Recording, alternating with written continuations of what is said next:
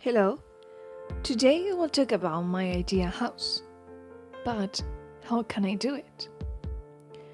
We'll need to use there is and there are. So, when do we use them?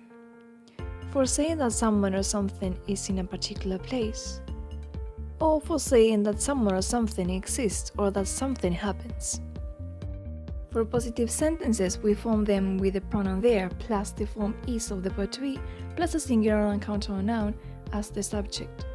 For example, cat or orange and the uncountable noun coffee. Negative sentences are formed with there plus is plus not plus an uncountable or singular noun. For example, there is not a playground near my house.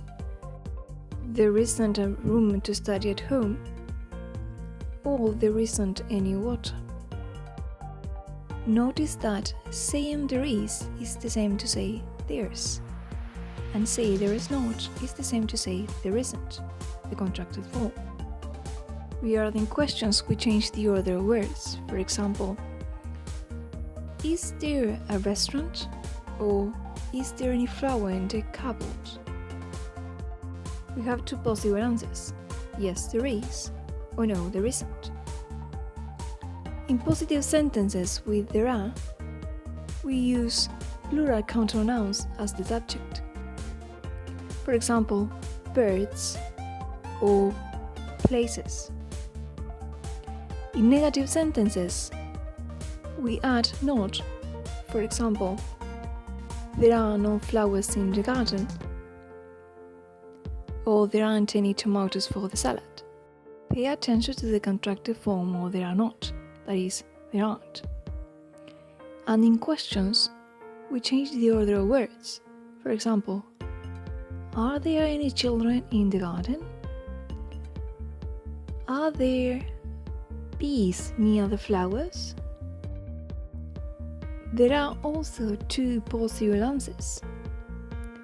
Yes, there are, or no, there aren't.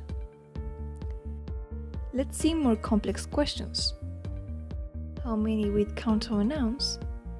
And how much with uncountable nouns? In this case, we answer with the number of biscuits that there are. There are 3 biscuits. But in the case of cheese, we say the quantity. There is a little cheese.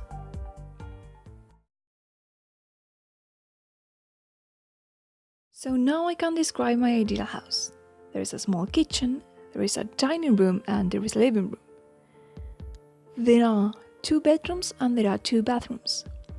And there is a big garden. But what if I want to describe my former ideal house?